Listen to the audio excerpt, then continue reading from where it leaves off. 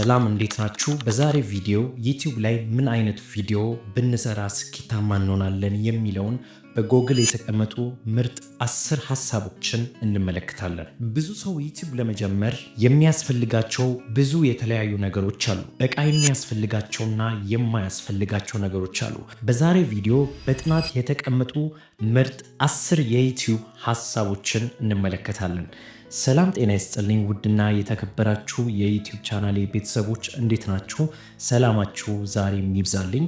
ይህን ቪዲዮ ስትጀምሩ እንግዲህ ላይክ በማድረግ ትጀምራላችሁ፣ እንዲሁም ሰብስክራይብ በማድረግ ቻናሉን ደግፉ። የመጀመሪያው እንግዲህ ፐርሰናል ቭሎጊንግ ይባላል። ቭሎግ ሲባል ቀላል አይደለም፣ ዋጋ ያስከፍላል።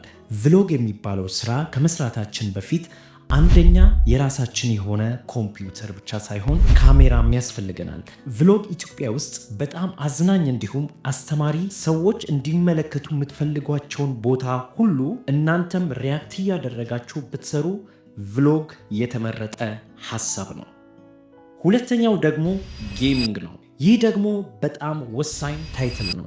ጌሚንግ ለመስራት ምንም ኤዲት ማድረግ አይጠበቅባችሁም። ግን ይህን ለመስራት በአሁኑ ሰዓት ዩቲዩብ ላይ በተለይ ቋንቋ እንግሊዘኛ የምትችሉ ከሆነ፣ ምክንያቱም አብዛኞቹ ጌሞች በእንግሊዘኛ የሚለቀቁ ናቸው። ስለዚህ ጌሞችን እየተጫወታችሁ የእናንተንም ልምድ ሼር እያደረጋችሁ ብትፖስቱ በእርግጠኝነት በአንድ ደቂቃ ውስጥ በጣም ብዙ ሺህ የሚቆጠሩ እይታዎችን ማግኘት ትችላላችሁ። ጌሚንግ ለመስራት አሪፍ የሆነ የጌም ችሎታ ሊኖራችሁ ያስፈልጋችኋል ማለት ነው። ሶስተኛው ደግሞ የምግብ ዝግጅቶችን ብታቀርቡ በጣም አሪፍ ነው። እንደምናውቀው ዩቲዩብ ላይ ሁሉም ነገሮች ይገኛሉ።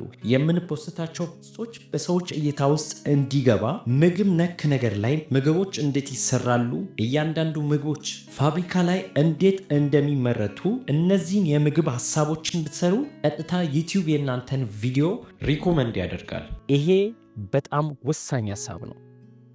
አራተኛው ደግሞ ፕሮዳክት ሪቪው ነው። ፕሮዳክት ሪቪው ማለት ምንድን ነው? ለምሳሌ አንቦክስ እያደረጋችሁ ሊሆን ይችላል። እንዴት ያንን ፕሮዳክት መጠቀም እንደምትችሉ እናም ከየት እንደተሰራ ሚሉትን ነገሮች ለሰዎች ብታሳዩ አሪፍ ቪው ታገኛላችሁ። ይህን ለመስራት ግዴታ ዕቃ ከምትቀበሉበት ካምፓኒ ጋር መፈራረም ሊጠበቅባችሁ ይችላል። ስለዚህ ይህን ሐሳብ ብትሰሩ በጣም ምርጥ ቪው ታገኛላችሁ። በአምስተኛው ደረጃ የተቀመጠው ደግሞ ሄልዝ ኤንድ ፊትነስ ቲፕ። ስለ ጤናና ስለ ፊትነስ ስትሰሩ ምን አይነት ጥቅም አለው ብላችሁ ከጠየቃችሁኝ፣ ሁለቱም ከህፃናት እስከ ሽማግሌ ስለሚያማክል ብዙ ቪው ልታገኙ ትችላላችሁ። ስለዚህ የጤና ነክ ሐሳብ ማንም የማይፈልግ የለም። በተለይ ዶክተር ወይም የጤና ባለሙያዎች ብትሆኑ አሪፍ ነው። ካልሆነም ደግሞ ሰው አስቀጥራችሁ ልታሰሩ ትችላላችሁ። ወይንም ራሳችሁ ከተለያየ እውነተኛ የሆነ ሚዲያ ሪሰርች አድርጋችሁ በቀላሉ ማቅረብ ትችላላችሁ። ይህን ሐሳብ ወስዳችሁ ብትሰሩ ጥሩ እይታ ታገኛላችሁ ማለት ነው። ስድስተኛው ደግሞ ጉዞ ነው። ኢትዮጵያ ውስጥ ምርጥ ቦታዎችን ወይም ሰዎች ይህን ቦታ መመልከት አለባቸው፣ እንደዚሁም የማይደፈሩና አስፈሪ ገዳም እናም የተራራ ጉዞዎችን አፕሎድ ብታደርጉ ጥሩ እይታ ታገኛላችሁ። ይህን ከጀመራችሁ ግን ማቋረጥ የለባችሁ፣ ምክንያቱም አንዴ ከጀመራችሁ ሁሉንም ቦታ ማሳየት ስላለባችሁ፣ እንደዚሁም በቀጣይ ቪዲዮ ሰዎቹም ወይም የእናንተ ተመልካች ስለሚጠብቋችሁ ይሄን እየተከታተላችሁ ብትሰሩ በጣም ምርጥ ሐሳብ ነው ማለት ነው።